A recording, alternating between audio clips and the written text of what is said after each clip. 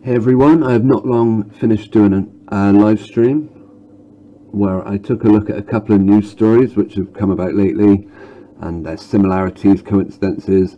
The audio on that live stream is terrible, so I'm going to try and re-record the information and make it a bit more presentable. The edited cuts of that live stream will be on 153 News on my channel. I will link in the description. If you've been unfortunate enough to read the news story about the Salford house fire where 4 children died, it happened on, this was reported on the 13th of December by staff in the Web Top News website. Again, we get very grainy pictures of the children. We hear about Leah Pearson, critically ill since she was rushed to hospital following the blaze. In the early hours of Monday. Her older sister Demi, 15, was pronounced dead at the scene.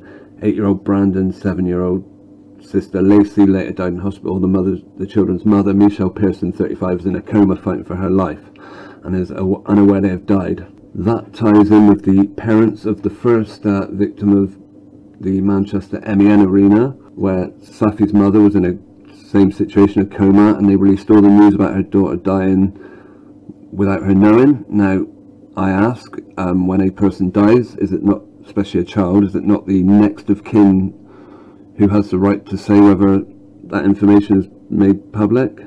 Or is it the press who, in particular circumstances, are allowed to just post people's names and pictures across the world, internet, TV, without the mother's permission?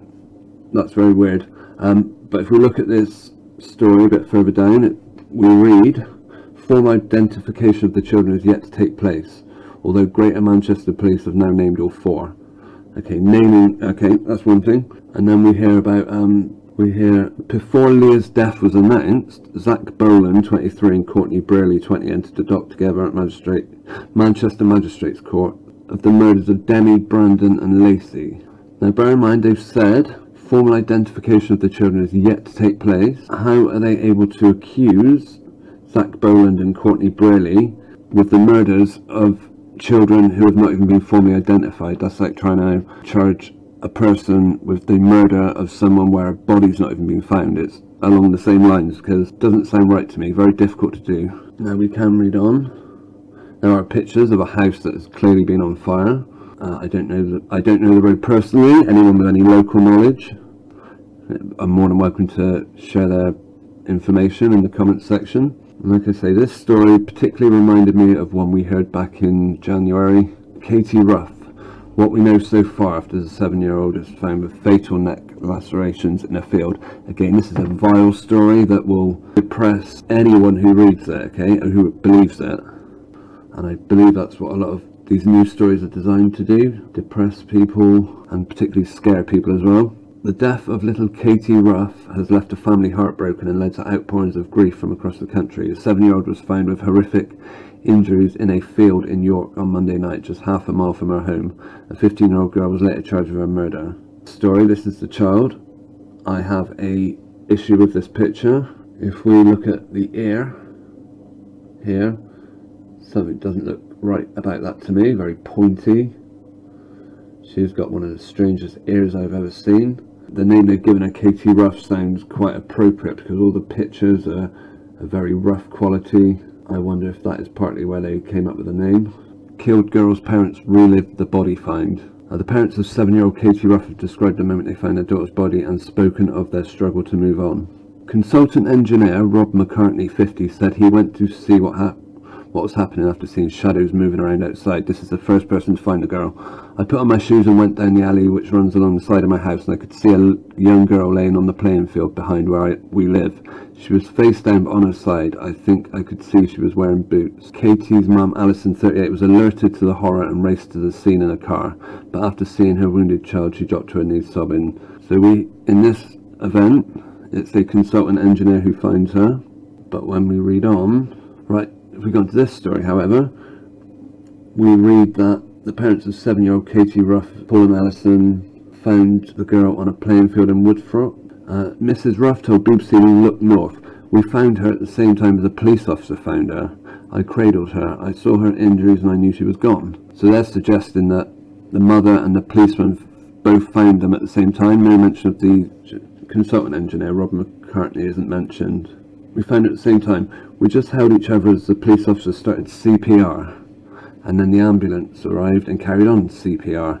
This is a girl who had severe knife wounds to her neck, a severed artery, you would imagine, although later on we find out that the actual cause of death was asphyxiation. They don't mention that in this article, and they say the knife wounds were caused after the girl had died, but regardless, so you've got all these injuries and a person starts CPR on a body, you're going to make a real mess. And yeah, of course the ambulance crew, you wouldn't imagine would perform CPR on a child with lacerations anywhere, because you're just going to pump out a load of blood. This story has a lot of hallmarks of what I believe is a hoax. We'll just have a look at her funeral, okay? This is Katie Ruff's funeral. A horse-drawn carriage brought Katie Ruff's body through the streets of York to the Minster. You know what this reminded me of when I saw it? I'm sure we're all familiar with Martin Hett, the unfortunate young man who was killed at the Manchester MEN Arena, who planned out his funeral. Look, what a coincidence. Did you see that coming? They were using exactly the same horse-drawn cart. I don't know, it might be a little bit different. They've certainly given it a paint job. This has got silver corners, white. This is probably the smaller version of the one they used for Martin. But it's more or less the same horse-drawn cart with two. And this Katie Ruff incident happened before the MEN Arena, by the way. Yeah, she coincidentally wanted the same white horses, maybe not the exact same horses, but I wouldn't be surprised, with the same headdress, more or less, white and red. And just like Martin Hett, who had cameras at his funeral, because hey, if you can sell off the rights to your funeral, or to your family member's funeral, then why not, hey? That's what we all do, isn't it? Well, they did that with Katie Ruff as well. There is footage of her funeral. Of course there is. Nothing weird about that, hey? If we go back to Farewell Katie. Ruff's body through the streets of York to the Minster. Her mum and dad leading the mourners. They'd asked people to wear a splash of colour. On Katie's small coffin, cartoon colours and a poem from her favourite books, Dr. Seuss, reading, "You're off to great places, today is your day." Where have we seen this before? Decorated coffins and...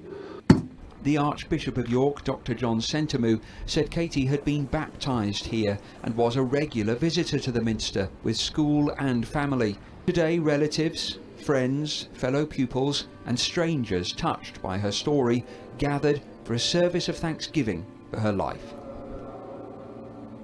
During the service, 7-year-old Katie was remembered for her joyful smile, her love of reading, dancing and trampolining.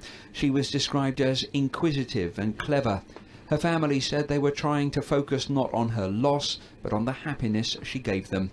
And the Archbishop of York explained that he sat by her coffin in the chapel all through last night because he didn't want her to be alone. And when the Something doesn't sit right about this guy with me. The Archbishop. family left, I was going to only spend an hour there. Right, look at that face. Is that a hint of a smile? Is he trying to repress a smile? That's how that looks to me.